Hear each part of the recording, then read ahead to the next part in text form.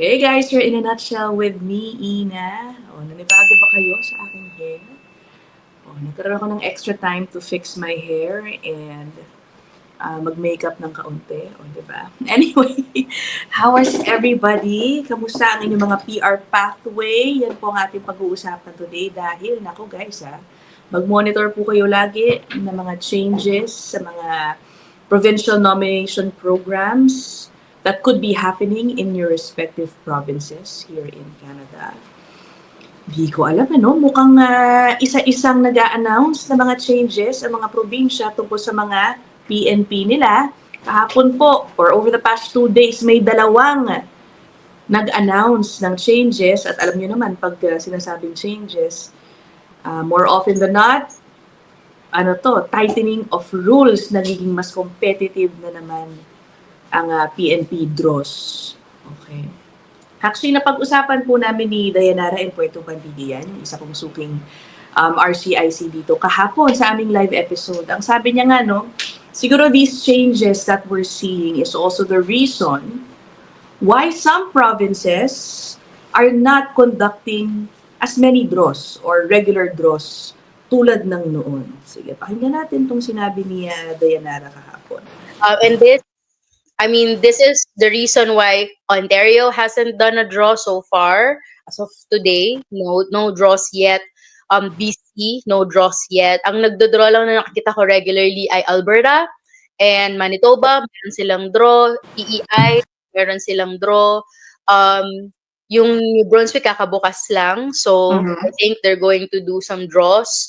But all the other provinces I believe right now are struggling. They're struggling kasi they have a lot of people that they want to provide nominations to keep them, talent that they want to keep but they can't because the allocations are limited. So yun for the paniniwala niya, the provinces are struggling.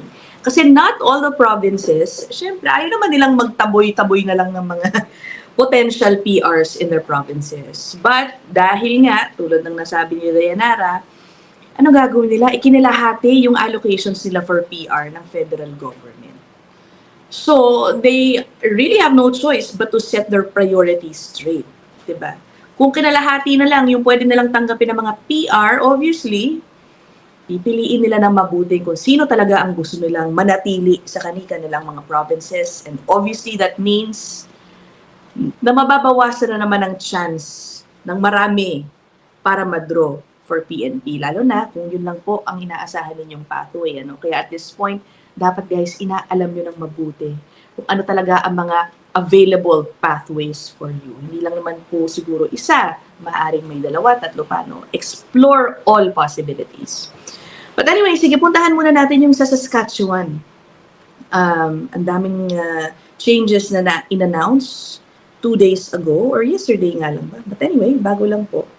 Matatagpuan po yung announcement sa mismong website ng Saskatchewan. I will show you.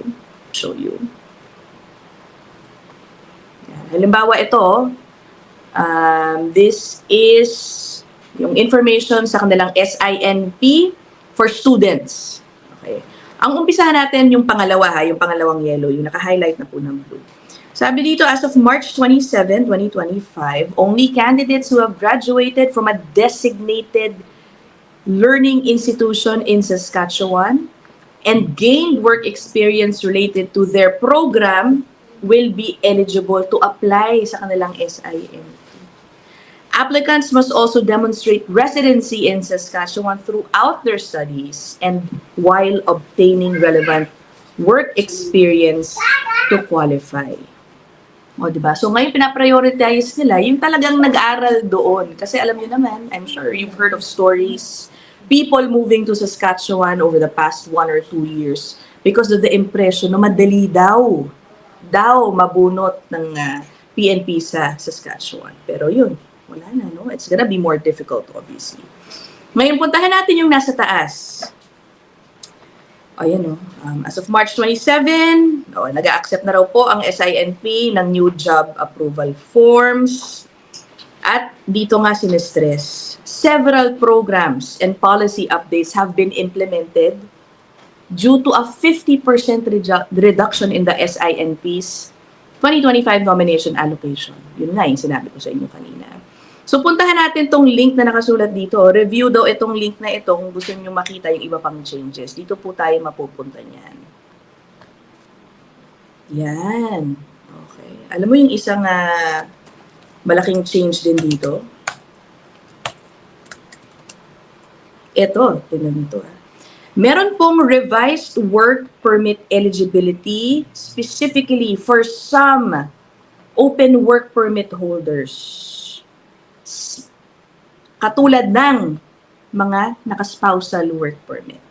Guys, hindi ko na po itatalakay yung mga nitty-gritty kung bakit these are just general explanations kung ano po yung mga changes na gagawin. No? Sabi dito, this is again for Saskatchewan. Some open work permits, such as spousal work permits, will no longer be eligible to apply to the SINP due to higher risks of exploitation and poor retention outcomes. Poor retention outcomes, ibig sabihin, syempre, the province is looking down on the idea of people getting their PRs in Saskatchewan, tas eventually hindi nagsistay po doon. Kaya may poor retention outcome.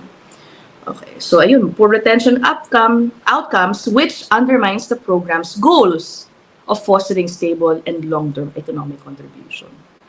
So ayun na nga, no, isa pang separate issue yan. Tapos, actually alam niyo, if you guys go to news articles and Google, you will see better summaries of what Saskatchewan announced pertaining to its SINP. Halimbawa, ito pong article sa cbc.ca. So, naka-bullet form na kung ano ang bagong rules o sino ang mga tatanggapin at hindi. Other new rules for Saskatchewan SINP, halimbawa,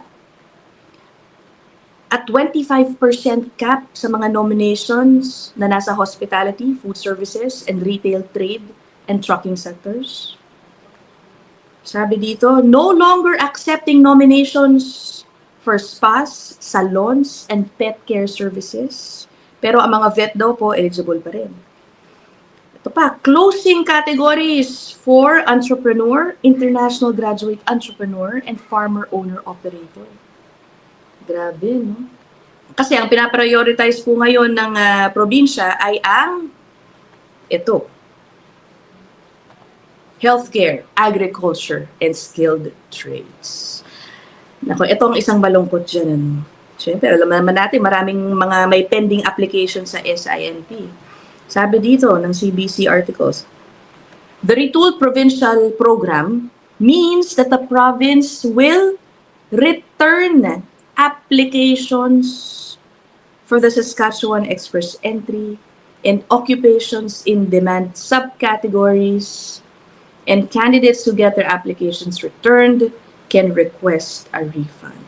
May ganun, ano? Pwedeng may mga makatanggap, mga returned applications. So, ilan lang po yan sa mga changes. I don't even know if I covered everything. Please do your own research. Okay. Meron pa akong isang nakita, shared by a friend actually. Hi, Pao, if you're watching. Ito sa Yukon. Meron din silang mga in-announce na bagong priorities also for their PNP. Tignan ito sa Yukon, ha. Ayan. Priorities for 2025. Matatagpuan din po ito mismo sa website ng Yukon. Okay? O, ayan. Under nung kanilang nominee program. For 2025, sabi dito, ito daw po ang kanilang ipaprioritize. Those who have lived and worked in Yukon for at least 1 year. Yung mga graduate daw po ng mga Yukon University. Mga Francophone, aka yung marunong po mag-French. Okay? And ano ba to? Temporary Measure Letter of Support Recipients. O, hindi ako sure pa kung ano yun. But anyway, bagong policy lang din po ito. Also, because binawasan din po ang PR applications ng Yukon. Ay, alam mo, not all provinces are really happy about the reduction sa kanilang mga PNP allocations, especially those na medyo konti pa po ang tao. Although alam natin, dumami na over the recent years. Pero yung halimbawa, itong isang New Brunswick, no? Ang pakiramdam ng mga official doon sa New Brunswick, hindi dapat sila itulad doon sa ibang mga probinsya, kumbaga na punong-puno na talaga ng immigrants. Kasi sila, kailangan pa rin nila hanggang ngayon. And yet, binawasan pa rin po significantly ang kanilang PR application. So, kaya ito, halimbawa, sabi ng article, New Brunswick business warns it'll lose skilled workers following changes to immigration policy. So, mismo mga negosyante doon na nagsasabi, no? The biggest threat to our business is immigration policy and the lack of available workers. Ang in-interview nila dito isang bakery owner. Ayan, no, si Hislop po ang kanyang pangalan. Sabi dito, Hislop is calling for more of a regional approach to immigration. Sabi niya, it's a blanket policy across the country, but New Brunswick needs more workers. We don't have enough workers to meet demand. I don't even know if ang New Brunswick, meron na rin bang policy changes na in-announce, but again, I won't be surprised if ang New Brunswick and other provinces follow suit dito sa in-announce ng Saskatchewan sa Yukon. Di bale guys, for those who are worried about their PR pathways, as I announced dun sa isa kong episode, makakaroon na po tayo ng weekly live episodes with RCICs, immigration lawyers. Subukan ko kunin yan para sa inyo para makapagtanong kayo kahit isang tanong, I'm sure malaking bagay yan. Tungkol sa kung anong pathways ang available sa inyo. That will be the next topic of my next live episode, likely Friday or Saturday. Abangan nyo lang po dito yan sa channel. Okay, it's free. Take that opportunity to ask your questions sa ating magiging guest.